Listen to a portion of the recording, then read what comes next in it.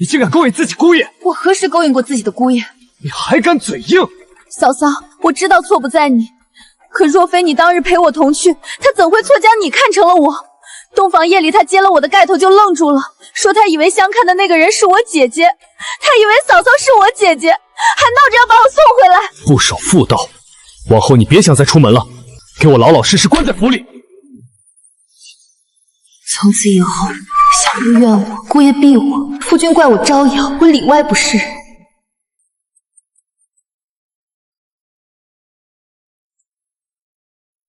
七嫂，我的手帕你可曾见过？七嫂，我未曾见过手帕，兴许是猫玩丢了。罢了，也不要紧，你走吧。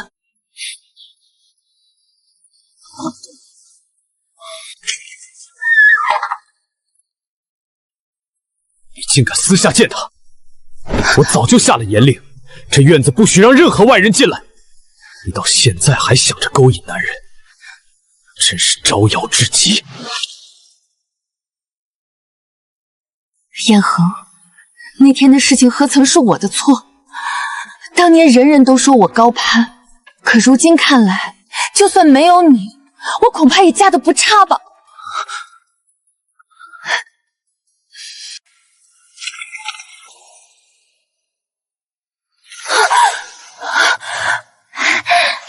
嫂嫂，你怎么还睡着了？竟只是个梦。什么梦不梦的？快起来啊！有道是长嫂如母，今日我相看郎君的大事，你得陪我一起去嘛。不了，你自己去吧。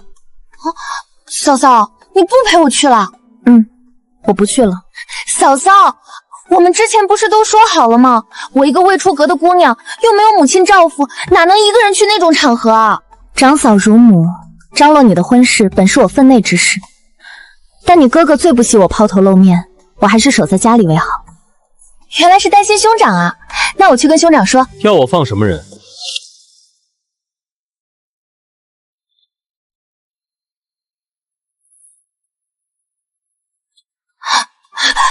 夫君，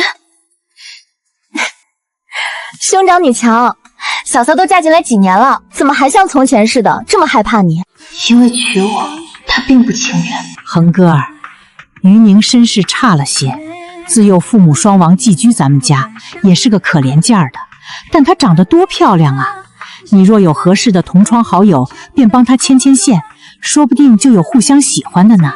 确实漂亮，但以色示人，非正气之道。她这种身份，是世家子弟避之不及的婚配对象，不仅没有助力，还有损清誉，害人担了好色的名声。母亲还是不要白费力气了。恒哥儿，你若不应下这门亲，我便是死也不瞑目。母命不可违，这桩婚约我认下了。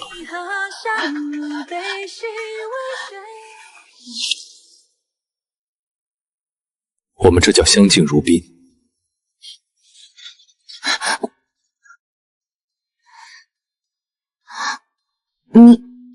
方才你们在说什么？哥哥，我想让嫂嫂陪我去相看郎君，为了我的终身大事，你一定会答应吧？不行，要去你自己去，不要带上他。哥，你什么意思啊？你真要带上他去，人家还能看上你？哥，你未免过于迷恋嫂嫂了吧？人家可是宁安侯府的世子，身份何等尊贵，难不成还能看上有妇之妇？那种人，谁知道呢？梦里他让我去了，难道他也做了这个梦？他在防着荣晨。哥，你怎么不讲理？我一个人怎么去啊？哥，那就别去了。宁安侯府门第太高，与你也不般配。你知不知道多少人想见他都没机会呢？人家好不容易才答应远远看一眼，万一看上我了呢？万一，恐怕是早就看上了。事关我的终身大事，你就让伞伞陪我去一趟吧。你说呢？我不去了。多一事不如少一事，免得再招惹那些不该有的风月情债。嫂嫂，你怎么也帮着他说话啊？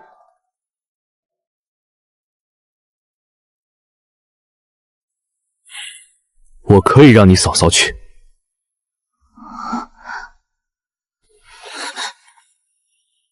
我陪你们去。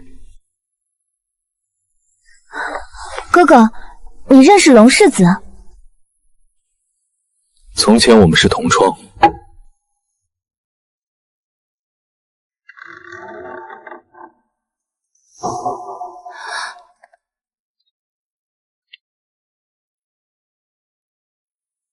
荣世子，这位是我妹妹，这位是我的夫人。荣世子可别看错了。燕大人，燕姑娘好。见过燕夫人。说来好笑，梦里我被他害惨了，却连他长什么样都没看清，只记得那晚桥上模糊的身影。世子年岁殿长，却还未成婚，想来是眼光太过挑剔。不合眼缘，自然挑剔；若是合了眼缘的，反倒什么都不挑了。合眼缘，若合眼缘的嫁了人，你能如何？若真嫁了人，便只能遗憾了。那就好。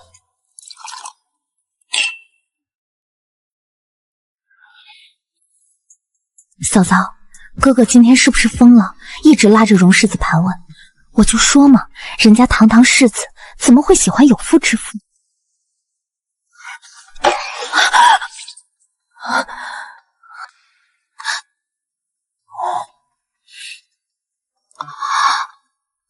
我去整理一下。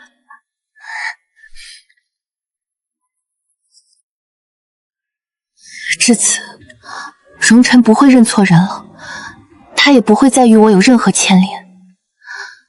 或许那只是一场预知梦，现实的我没有那么倒霉了。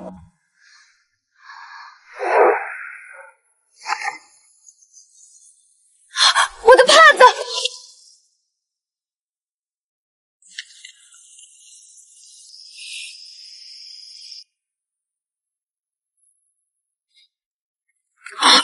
这么巧，居然是荣辰。世子殿下，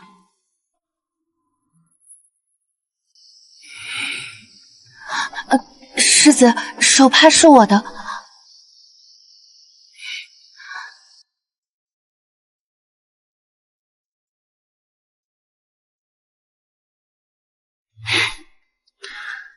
于夫人，这回我没有冒假货了。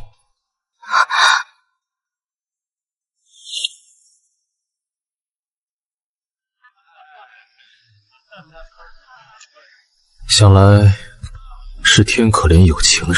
他在说什么？有情人？我与他难道真的疯了一个？你疯了？谁同你是有情人？世子殿下，您生的这般好模样，若是脑子出了岔子得了癔症，实在叫人惋惜。癔症吗？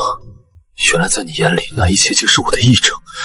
可梦里传闻，你临终时还在惦念我。传闻中，燕恒被你那一句话气得一病不起，而我更是悔恨终生。我悔恨当年未曾察觉你的心意，将你拱手让人。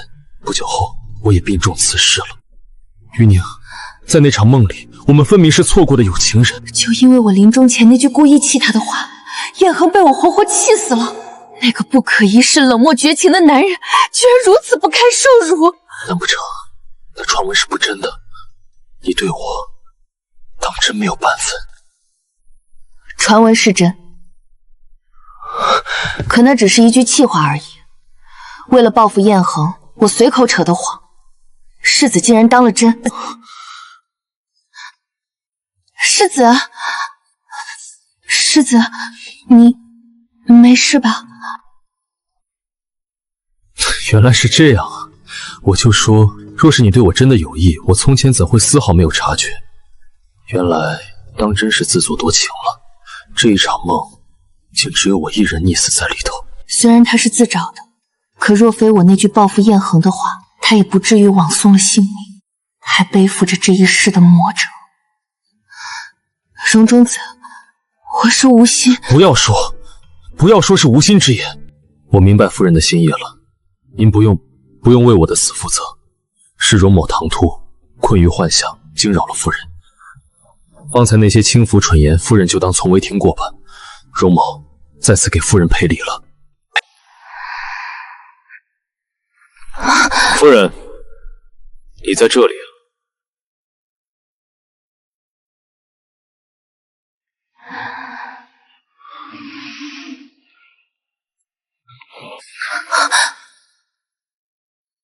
世子殿下，世子，这夜深人静的，你在跟我家夫人说什么呢？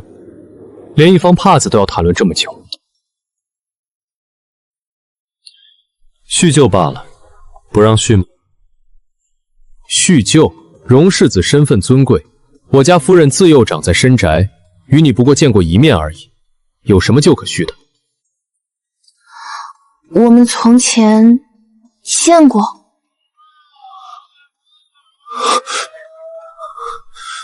郭子健，你不记得我这么个人了？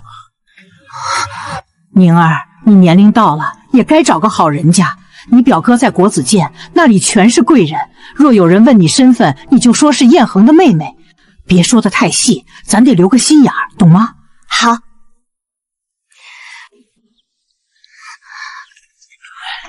燕恒，这俏丫鬟又是来给你送点心的？家里的粗使丫头。我是她的妹妹。谁准你来这里的？别在这里丢人现眼，滚回去！确实丢脸啊！偌大的国子监，那时候没半个人瞧上我，我也只顾着躲避那些讥讽的目光，哪里会注意到别人？我何时见过她？世子听到了，内子贵人多忘事，恐怕当年的旧也只是世子一个人的幻觉。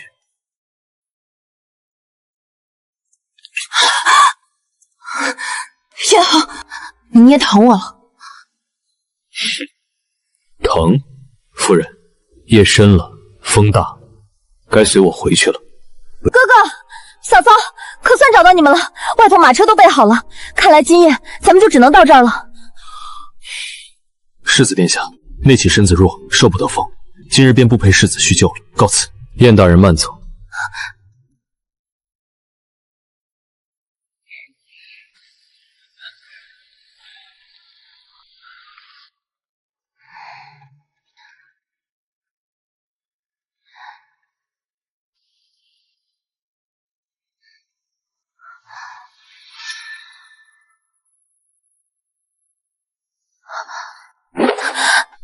嫂嫂，你瞧什么呢？脸怎么这般红？没什么，只是突然想起了一些旧事。旧事？什么旧事啊？5年前的事情。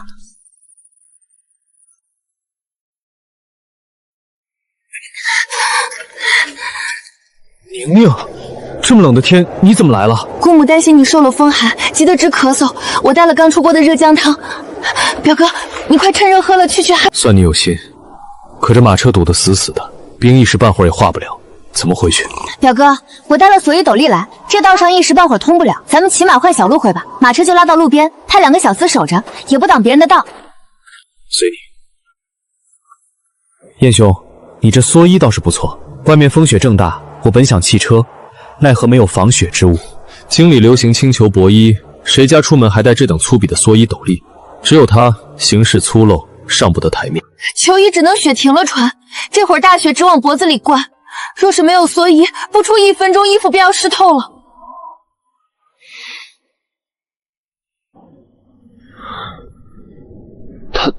她是我房里的丫鬟。我是燕恒的妹妹，我这蓑笠是我亲手做的，料子扎实。我今日带了2套来，若是公子不嫌弃，这套没用过的便送与公子，公子也好早些回家去。多谢姑娘。谁让你随意送人东西的？你可知他是谁？那是宁安侯府的世子。我不知道他是世子，我只看他是你的同窗。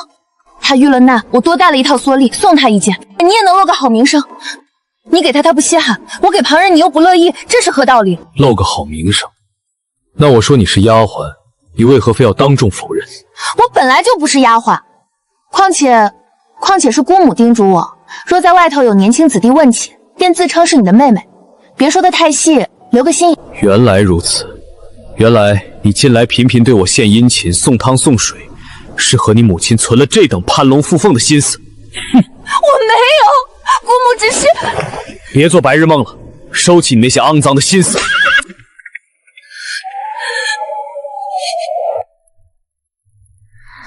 自那日后，燕恒便不许我再去国子监。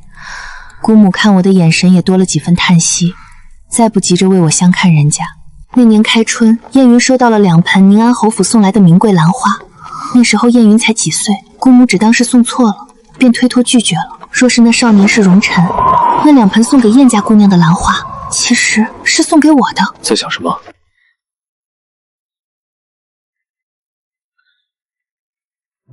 我带你们去集市逛逛。好呀，好呀，好呀。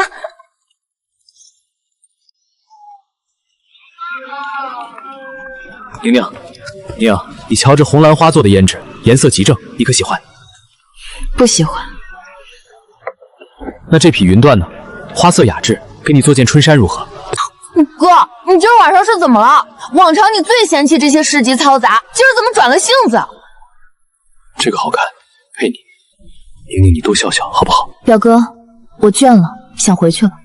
好，我们回去。嫂嫂，都过去好些日子了，宁安侯府那边怎么一点动静也没有？阿云，怎么了？看来那位荣世子当真是没相中我。阿云，你老实告诉嫂嫂，那位荣世子，你当真喜欢他吗？梦里他们洞房花烛夜，2人便大吵一架，不欢而散。你我本无感情，这婚事不作数，我即刻写和离书。你想要什么补偿，侯府绝无二话。和离，你想得美！你觊觎我嫂子，还指望我给你腾地方，好让你去插足？我告诉你，荣臣，请神容易送神难，这世子夫人的位置我坐定了，咱们死也得死在一处。喜欢啊，那可是宁安侯府当今皇后的亲娘家。上回我远远见着了侯夫人，那排场前呼后拥的。依我看，咱们家这寒酸的小木门都得拆了，才能让夫人的八抬大轿进得来呢。我问的是荣臣这个人，不是他的家世，不是宁安侯府人啊。长得挺好看的，跟画里走出来似的。没了，没了。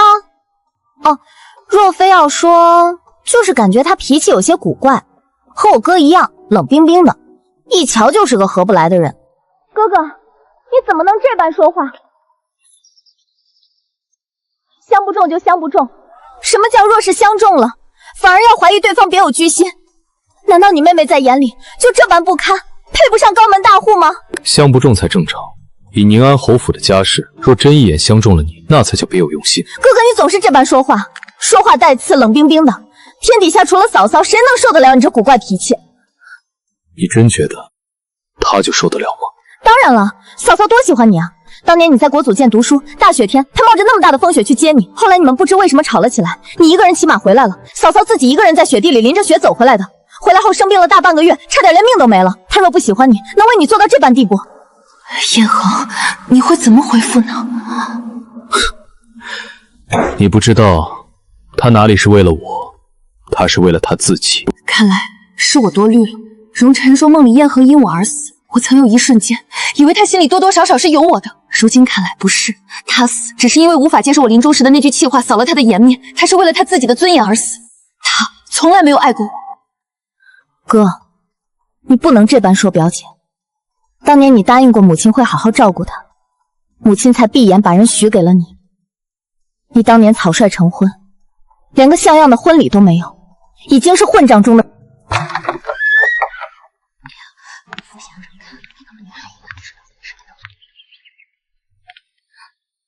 有人下了帖子来，嫂嫂，这是宫里送来的。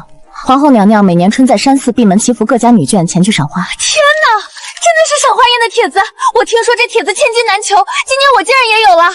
嫂嫂，你陪我去好不好？我能去吗？这回他真去不了。这帖子都是名有姓的，只有燕家大姑娘一份。哥，这帖子就一份吗？你路子广，在京城认识那么多同僚，能不能去哪儿想法法再搞一个？我也想让嫂嫂陪我去。我哪有这通天的本事？这是宫里娘娘发的帖子，不是什么阿猫阿狗都能求得来的。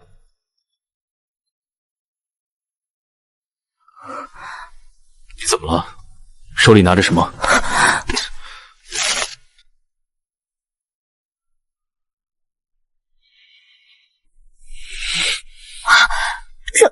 余家姑娘余宁，嫂嫂，你怎么会有一份当给你的帖子？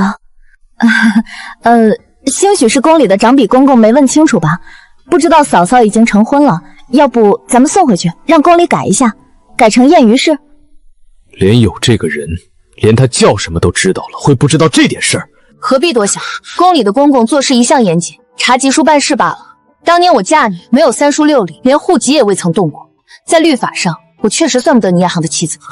都3年多了，你现在跟我说不算成婚，你不想认这桩婚事了？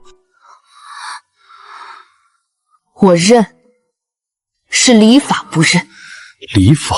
当初臭美是母亲的意思，也是为了燕家。你当初高高兴兴嫁起来，如今需要跟我用礼法2字划清界限。高高兴兴，燕恒，你真觉得当年我是高高兴兴嫁给你的吗？那一年，燕老夫人重病，燕恒以冲喜为由，仓促地娶了我，没有亲友见证，没有八抬大轿，因为走得急，甚至连去我老家办籍书的手续都免了。宁宁，当年娶你是仓促了些，可那时候母亲刚过世，若是守3年孝期，我怕再有变数。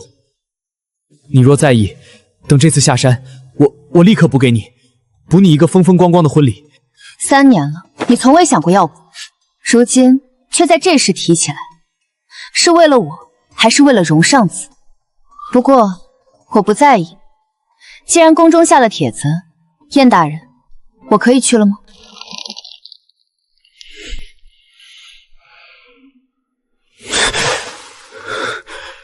想去就去吧。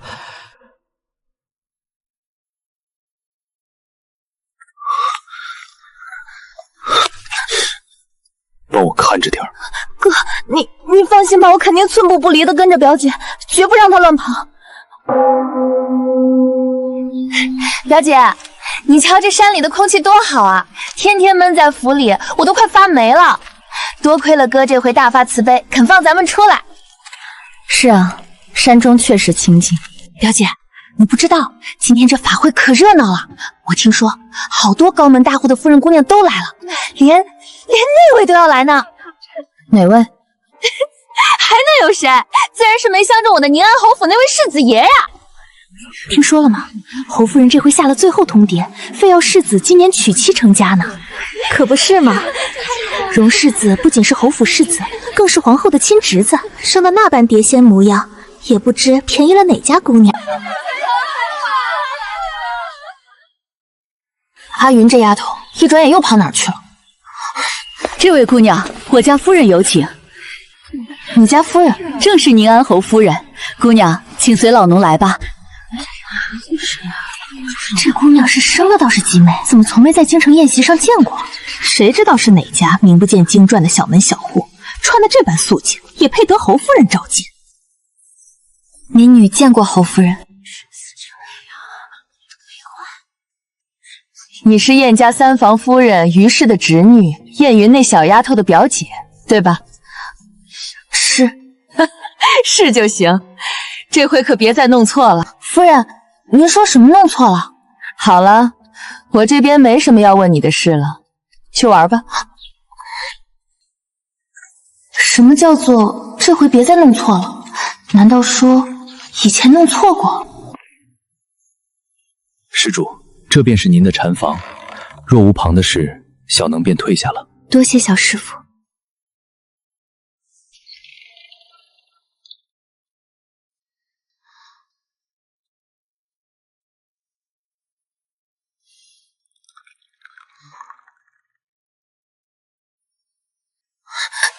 阿云，你会？怎么是你？前头开席了，我没见你在燕云身边，就猜你恐怕是不去迟了。表姐，许久不见，我让寺里的人做了鳝丝面，你愿不愿意尝尝？这是婚事吧？这可是山司，你竟敢在佛门禁地偷婚！素的面不好吃啊。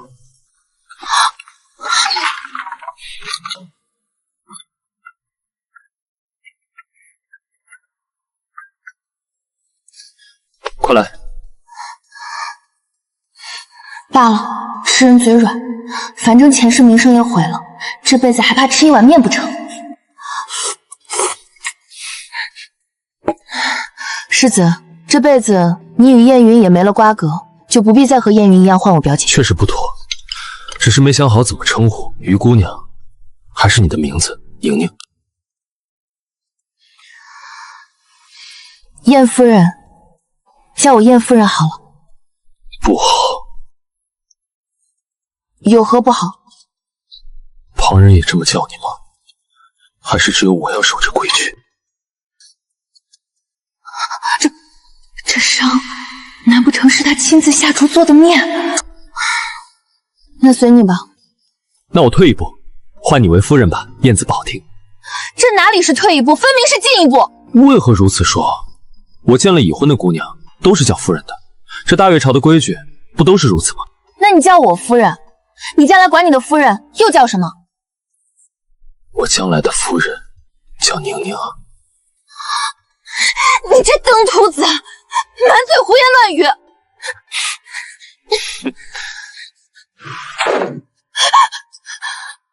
疯了，真是疯了！明天我还来吗？不用，我不想见你。难道又是他？不是说了不让他来吗？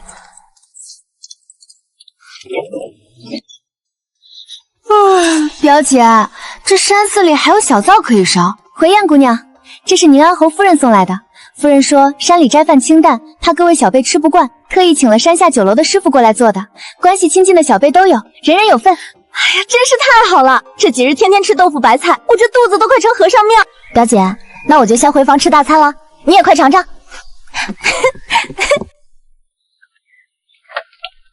于姑娘，刚才那是给燕姑娘的，不过姑娘您的这一份是我家世子在后厨亲手为您做的。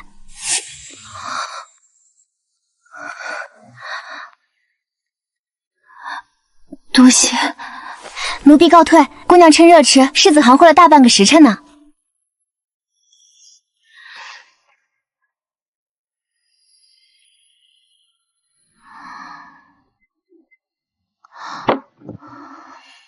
进来。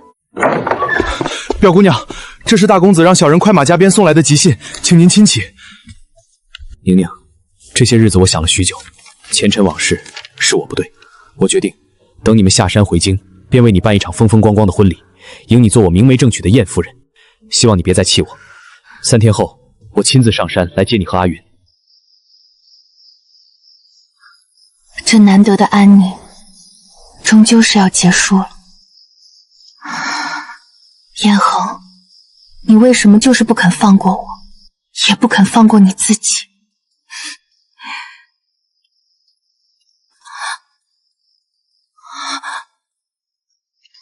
荣晨，是我看错了吗？表姐，你快点啊！我听山下的香客说，这后山最深处的桃树折下来的桃花最灵验了，带回去能招来1整年的桃花运呢。阿云，慢些，下山的车马都在等着了，咱们折几枝就快回去吧。哎呦，表姐，你走得太慢了，我先去前面瞧瞧，你等我啊。阿云，阿云。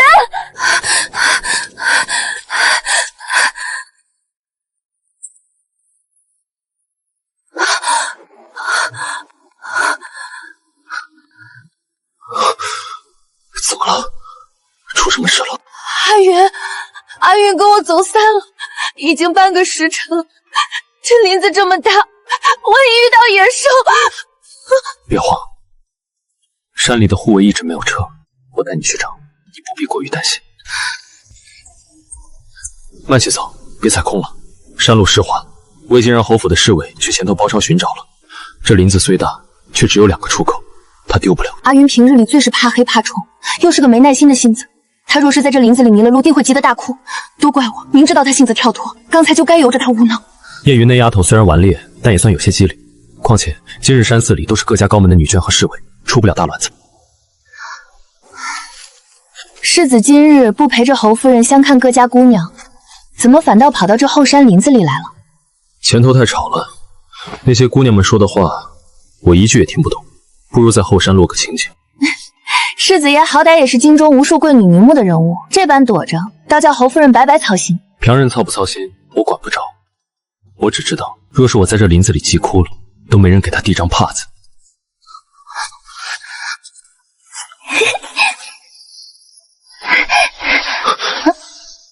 等等，先别过去。哎呀，我都说了，那只高处的桃花最好看，你偏生给我折这只矮的。燕姑娘，那高处的花枝太细，你方才踩在那石头上实在太危险了。若是摔着了沈某，沈某可担待不起。瞧你的呆样，你可是沈将军的儿子，怎么胆子比我还小？沈周，竟然是小沈将军的独子沈周。梦里阿云是在围猎时误打误撞才与他有了交集，怎么现在他们竟然在这里提早相遇了？所以你别过去了。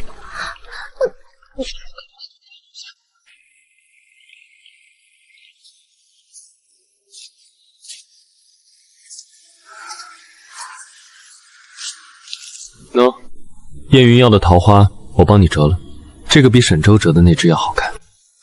世子，这几日你总是做些似是而非的事，送食盒也好，折桃花也罢，这些都不是你我之间该有的本分。什么本分？你是燕恒的夫人，还是他养在燕家的金丝雀？不管这世子身份尊贵，前途无量，何必在我一个无名无分的女人身上浪费时间？于宁，你看着我，你心里的人还是燕恒吗？是，不是又如何？这与世子有什么干系？是的话，我纵是用尽手段，也逼着他明媒正娶你，给你在这京城里活得堂堂正正的尊严。若不是的话，我帮你脱身，何必将自己困在他身边，一辈子都过得不快活？帮我脱身？世子说的轻巧，我无父无母，寄人篱下，我的名声，我的嫁妆全都拿捏在燕家手里，你如何帮我？难成是世子打算换成娶我？你不愿意嫁我，我便不强求，但我绝不容许燕恒用这种法子把你禁锢在燕家。你放心，只要你点头，我会让我母亲亲自入宫去求皇后娘娘做主。皇家的恩典压下来，燕家纵使有10个胆子，也得乖乖把你的嫁妆一分不少的奉还，还你自由之身。宁宁，我只要你一句话，我不会让你无处可去的。说1000道1万，其实是我私心作祟，我一直不敢跟你挑明，怕你觉得我是为了和燕恒竞争，才故意来招惹你。可我只是希望你能过得好。在我心里，你一直都是那个在桂花树下好得不得了的姑娘。不是了。什么？我心里的人不是燕恒，从前以后都不是他。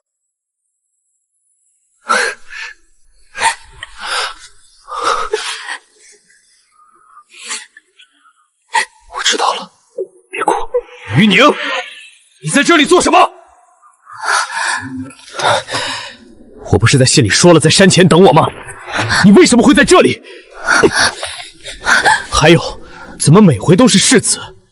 世子爷，你就这么爱和我夫人说话吗？无媒无聘，她不是你的夫人。无媒无聘又如何？在这京城里，谁不知道他是我燕家的人？他生是我燕恒的人，死也是我燕恒的鬼。你说什么都来不及了。燕恒，你放开我！你抓疼我了！当年是你亲口和我说她是你的亲妹妹，我让我母亲去提亲，你却伙同你母亲骗我说妹妹年幼不宜婚嫁，硬生生断了我的念想。你就是个彻头彻尾的骗子！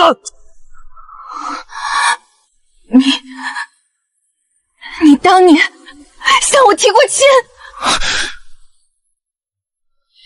我当年求了我母亲无数次，让她下帖请你过府一叙，可你们燕家每次都把请帖退回来，要么说燕夫人病了不便见客，要么说燕云年幼不能随行，其实根本就是连见你的机会都不给我。再后来是3年守孝，我硬生生守规矩，等到了你出校期，立刻托人去燕家探口风。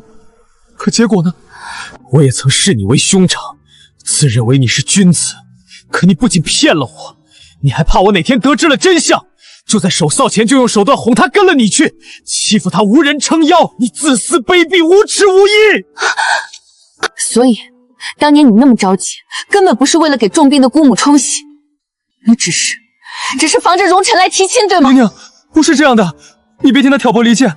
我当年，我只是太爱你了，我不想让你嫁给旁人，我不想让你等我。再说了，我为什么会怕他来提亲？难道他来了，你就会嫁给他而不嫁给我吗？宁宁，我们可是青梅竹马呀，我们从小一起长大的呀。燕恒，你错了。当年燕老夫人对我好，若是她让我嫁你，我自然会嫁。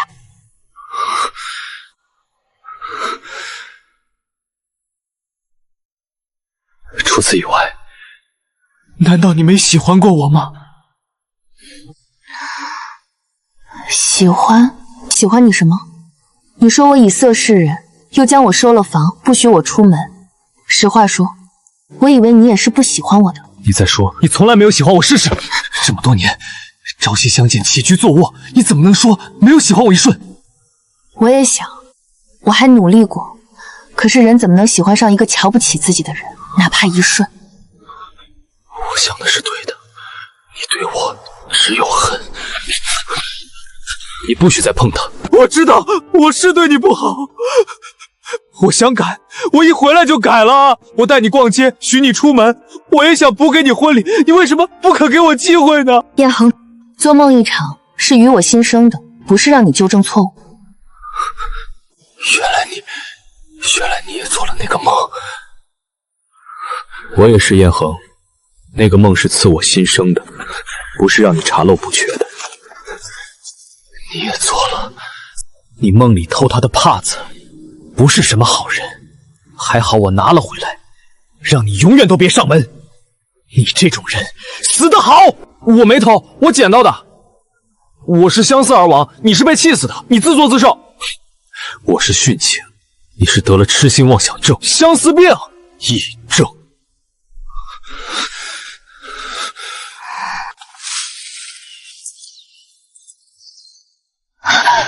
我不是让你看着他吗？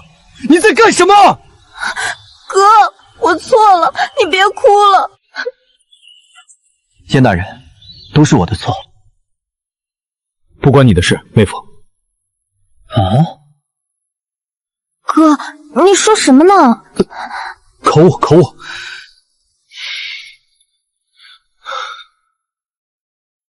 宁宁表妹，还跟我回家吗？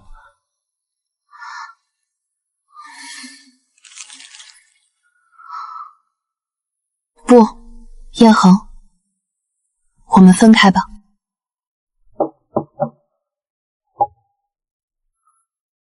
当年没觉得礼节有什么可讲究的，可如今说分开就分开了，你我之间连份和离书都没留下。挺好的，进来说吧。你说为什么没有早些想到去补？说是有了吉书文契，至少能证明。因为燕家还存了让你另娶的心思，所以没人会提及这些。再者，我又没有亲人看顾。我和阿云都是你的亲人，这里面除了你的嫁妆，还有我母亲当年给你的天宴。我和阿云说了我们分开的事，她说宁安侯府阔气，又加了一份礼，我就也放了些进去。阿云，他有怪我吗？他怪我，他说荣辰确实比我好，是我耽误了你。我未必会嫁给他。你若想嫁人，可以嫁他，至少他对你是真心的，2辈子加起来都是，我看得清清楚楚。你想的话，可以从我母亲的住处出家。什么意思？母亲她和我说过的，让我娶你时从她的院里发嫁。她说她是你的养母，不用在意婆母身份，让我要好生待你。母亲，真是怪我不该求你把宁宁许给了我。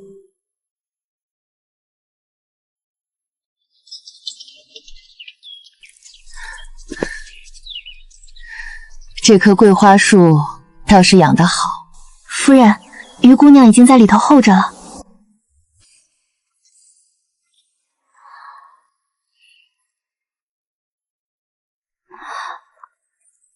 夫人，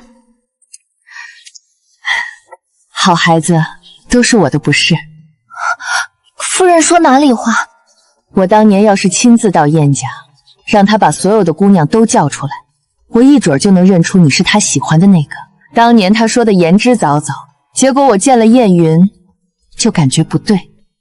也怪我见了姑娘，竟没多问一句。美人生来多曲折，我从前也嫁错过人，多嫁几回就对了。夫人，您当真是？是什么？说吧，不打紧。夫人当真豁达，怪不得能生出容世子来。好了，以后不必叫什么世子，跟着阿云叫便是。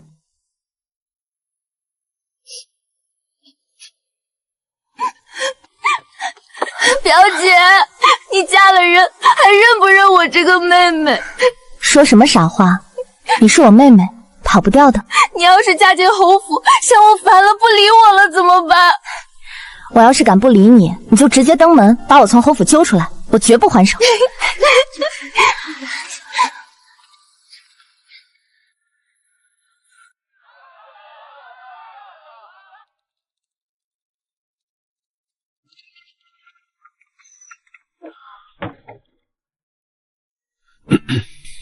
喝酒。好。今日席上，燕云哭了多久？从入席哭到散席，沈州那边的帕子不够用，跑来跟我借了2块。他那性子，哭起来比谁都厉害，笑起来也比谁都响亮。今日你还好吗？好，比任何时候都好。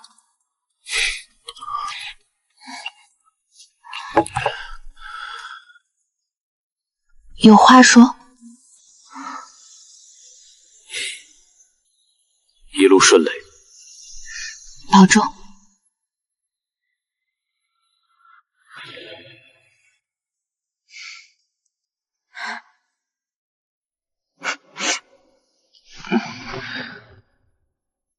别哭了，仔细妆花了。你懂什么？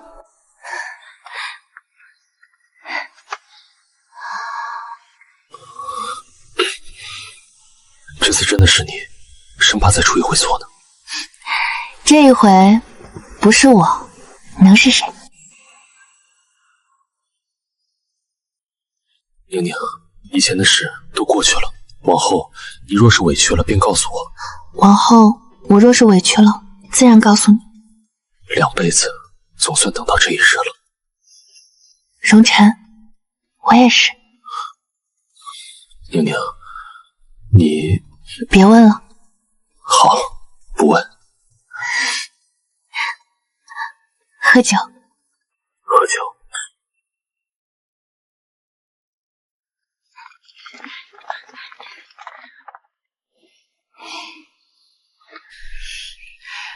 于夫人当真是历经风浪，听说从前在燕家住出了好些年，燕家那边可还走动？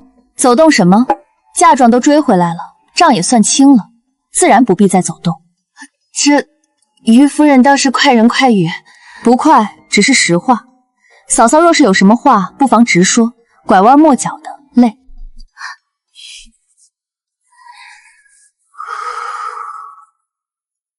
吃菜别光顾着说话。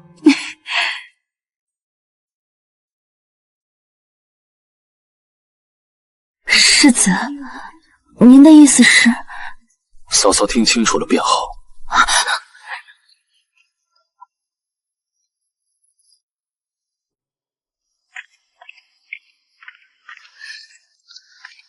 去哪儿了？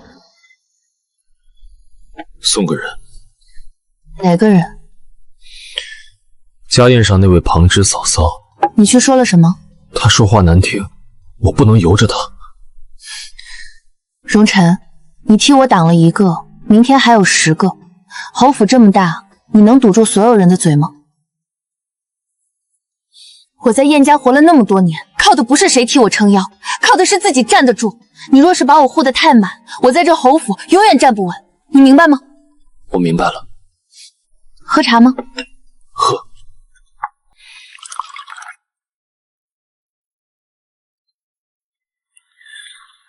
那姑娘说你什么了？是我护得太满。他说的有没有道理？有。那你知道该怎么做了？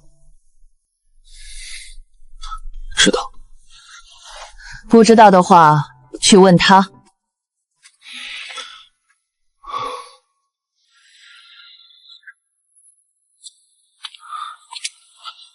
宁宁，我想问你一件事。说。你怕我吗？不怕。那你为何总是隔着一层？我没隔着什么，我只是还没想好。没想好什么？没想好，我喜欢你，是真的喜欢，还是只是感激？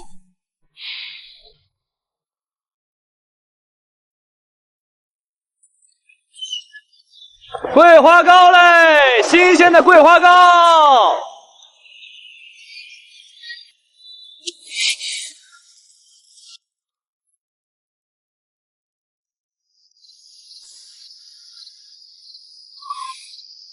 感激。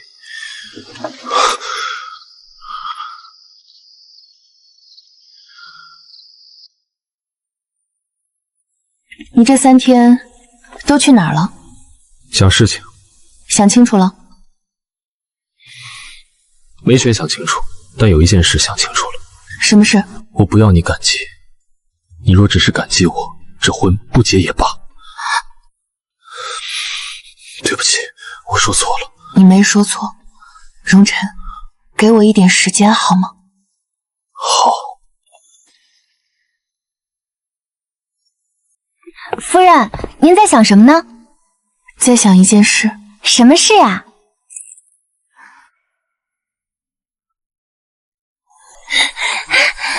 表姐，沈家厨子做了桂花糕，我给你带来了。你自己跑来就为了送块糕？不止，我还要来看看你。嫁进沈家还好吗？好，沈周那个傻子什么都好说话，就是有时候太憨了，我说东他硬西，气死鬼。听起来挺好的，就是挺好的嘛。表姐，我问你一件事，你要如实回答我。说，你见到荣世子，觉得桂花香不香？你问这个做什么？不说话就是答案，表姐。胡说什么？表姐，你知道我怎么知道我喜欢沈愁的吗？怎么知道的？就是见到他，觉得今天的饭比昨天香，也没什么大道理，就是这样。就这，就这。你见到他觉得桂花香不香，你自己知道的。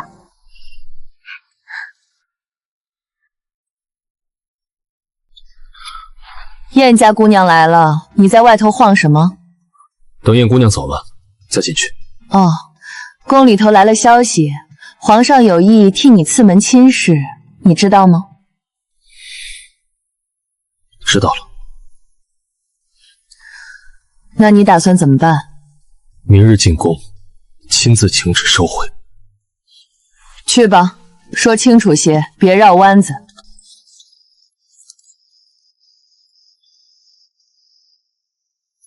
宁宁，宫里来了消息，你知道了？叶云说了，我明日进宫，亲自请旨收回此婚。你确定？确定。今天的桂花很香。很香。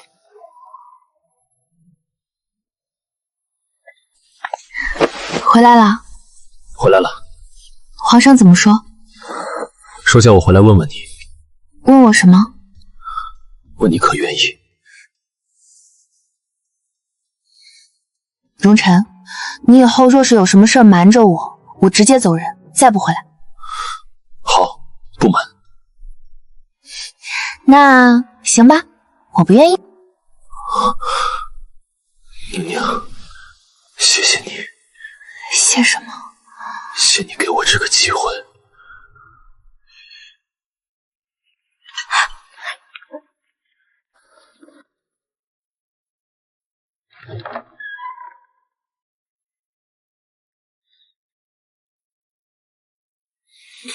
母亲，他说他不愿意。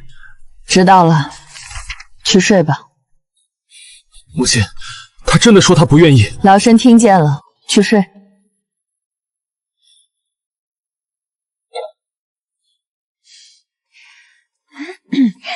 夫人，您这是看账？怎么了？怎么了？我表姐开窍了啊？你能不能消停一会儿？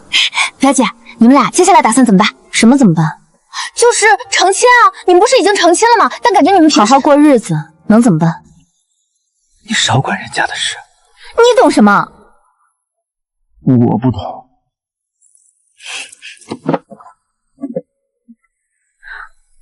表姐，你喜欢荣尚子是什么时候开始的？谁说我喜欢他了？你刚才不是说答应了吗？答应和喜欢是两回事。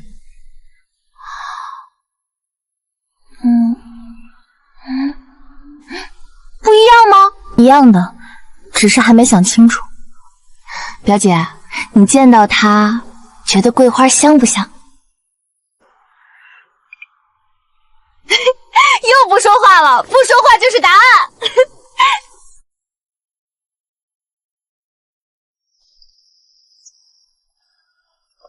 宁宁，燕云来跟你说什么了？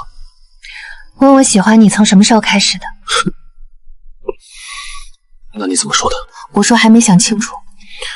没关系，慢慢想。宁宁，不着急。荣晨，今天的桂花很香。很香。于宁那丫头在不在里头？出来说话！她在燕家住了多少年？燕家待她不薄，如今得了势，倒要踩着燕家往上走。夫人消消气，有话里头说。进去？我凭什么进去？她不过是我燕家养大的丫头，仗着嫁了侯府，便连门都不让进了不成？这是怎么了？听说是燕家来的，跟侯府新夫人有旧怨。于宁，你算什么东西？不过是我燕家。燕夫人，您想说的，我替您说了吧。各位邻里都在，我也不绕弯子。于某从前寄居燕家，与燕家大公子从未有过婚书文契。如今于某嫁入宁安侯府，明媒正娶，礼数周全。若有人要说闲话，于某奉陪到底。各位，燕某来说几句公道话。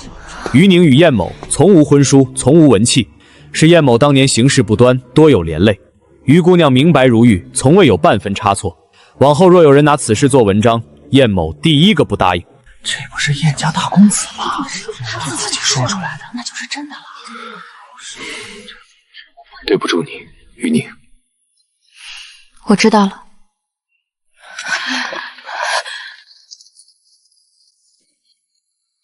进来坐坐吗？不了，我还有事。今日的事，谢谢你。不用谢，是我欠的。宁宁，我要离京了。去哪里？南边有条新商路，听说很有前途。什么时候走？后日。于宁，余生各安好。保重。世子，朝上有人递了折子，弹劾侯府，说世子所娶之人出身不清白，与燕家旧事纠葛不清。谁递的？礼部正侍郎。郑家和谁走的近？和庞之那边有些往来。那就是庞之的人借郑家的手递了这折子。世子，这折子一旦递上去，夫人这边先盯着，我自有应对。今日可有什么事？没什么大事，小事处理好了。燕恒走了，燕云来过吗？昨日来过，哭了一场，又走了。哭了多久？从进门哭到出门。他那性子。沈周在旁边帮他擦眼泪，擦了一路，也挺不容易的。宁宁，你呢？燕恒走了，你……我好，该结束的早就结束了。折子的事，你打算怎么处理？查清楚背后是谁的手，再一并解决。那姑娘那边呢？你打算瞒她？不瞒，只是还没想好怎么说。晨儿，你跟她说过不瞒她的。我知道。那就去跟她说清楚，别等她自己查出来，那才真的麻烦。我知道了，母亲。朝上有人递了折子，弹劾侯府，说你出身不清白。谁递的？礼部正侍郎背后是庞志那边的人。我猜也差不多。你早就知道了？不知道是折子，但庞志那边的人这些日子一直在打探我的事，我看出来了。那我该早些告诉你的，是我没说清楚。你说过不瞒我的。记得。那现在怎么办？我查了，折子背后是庞志那边几位族亲联合郑家，想借这件事让侯府难堪。他们想要什么？侯府的产业有一部分庞志的人盯了很久了，所以他们拿我做靶子，是想让侯府自顾不暇，没空管他们的事。正是。那这件事从源头解决，比赌折子更干净。你的意思是？把庞志那边的事查清楚，他们敢递折子，就是觉得侯府不敢动他们。若是先把他们的事摆上来，这折子自然就不是问题了。我也是这么想的。那就去做。好，我去做。丫头，折子的事儿你知道了？世子说了，让你受委屈了。没有，这点事不算委屈。老身就说你这孩子是站得住的。夫人，我想问您一件事。说。庞志那边的人在侯府多少年了？20几年了。老侯爷在的时候还好些，这些年越来越不安分了。那这回就一并解决了吧？好，一并解决。荣晨，你说过不瞒我的。我知道，这回是我的错。那你为什么还是瞒了？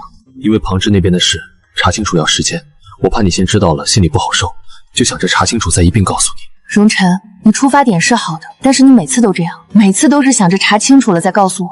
等我知道的时候，事情已经到了你手上，我什么都查不上。你知道我在燕家那些年最难受的是什么吗？不是吃苦，不是委屈，是什么事儿都没人告诉我，什么事儿都轮不到我做主，我像个摆件，被人摆在那里，没有人把我当个人看。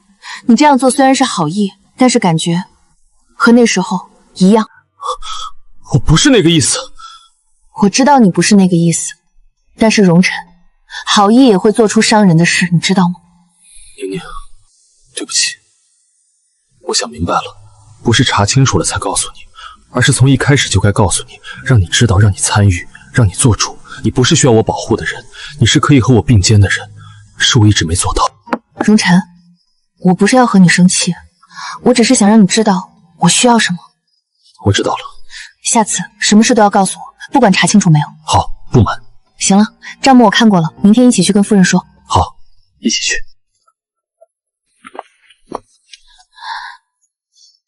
说清楚了。说清楚了。夫人，账目在这里。庞志那边盯着侯府的产业已经不止1年了，借这回折子的事，不如一并解决了。这账目你看过了？看过了。是他拿给你的？是。好，那就一并解决。夫人要怎么办？把账目送到大理寺，让他们查。庞志的事不必侯府出面，自有人料理。表姐，我听说庞志那边的事解决了，你没事吧？没事，进来说话。表姐，我听说是你出的主意，让夫人把账目送到大理寺的。表姐你可真厉害。确实厉害。你和荣世子现在怎么样啊？好好的。就这，没有别的了？你想听什么？我想听甜的。昨天他给我送了桂花糕，然后呢？然后我吃了。世子，听说侯府的事解决了，恭喜了。多亏宁宁。世子，我跟你说一句实在话，燕云她说，于夫人最在意的就是被当成一个能做主的人，不是被护着。我娶了燕云才知道，女人嘛，有时候不是要你替她解决问题，是要你陪她一起解决。你这话哪里来的？燕云教我的。受教了。宁宁，以后的事我都告诉你。不只是告诉你，是和你一起。你想清楚了？我以前说的，你不是我的事，需要被省心的人，你是需要和我一起的人。说的不错。那可以了吗？还要看以后做不做得到。做得到。今天的桂花很香。很香。